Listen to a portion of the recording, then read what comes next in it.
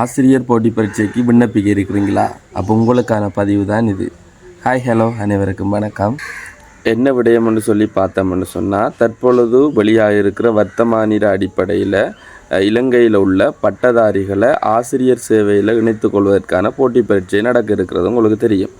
அதில் பலரது கேள்வி எப்படி இருக்குன்னு சொன்னால், நாங்கள் உயர் தேசிய தொழில்நுட்ப கல்வி நிறுவனத்தில் நாங்கள் பட்டம் முடிச்சிருக்கிறோம். அதாவது உங்களுக்கு தெரியும் ஸ்லிஐட் என்று சொல்லுவோம்.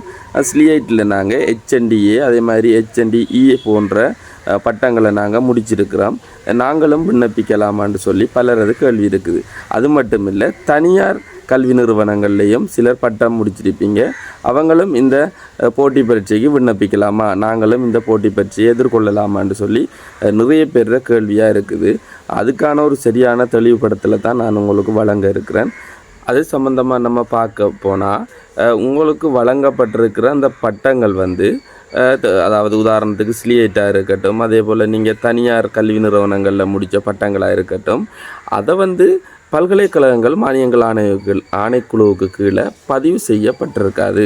இப்போ நேரடியாக இலங்கையில் காணப்படுற பல்கலைக்கழகங்களில் பட்டம் முடித்தவங்களோட பட்டங்கள் அவங்களது நேரடியாக பல்கலைக்கழகங்கள் ஆணைக்குழுவுக்கு கீழே மானியங்கள் ஆணைக்குழுவுக்கு கீழே பதிவு செய்யப்பட்டிருக்கும். ஆனால் உங்களோட பட்டங்கள் அப்படி இல்லை. நீங்கள் என்ன செய்யணும்னு சொன்னோம், பல்கலைக்கழகங்கள் மானியங்கள் ஆணைக்குழுவில் நீங்கள் உங்களுடைய அந்த பட்டங்களை நீங்கள் பதிவு செய்து எடுக்க வேணும்.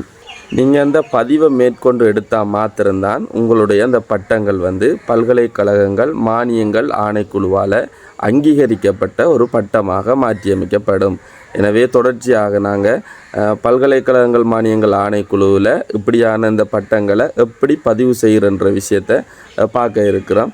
தொடர்ச்சியாக என்ற ஃபேஸ்புக் பக்கத்தை நீங்கள் ஃபாலோ பண்ணி வச்சுக்கொள்ளுங்கள்.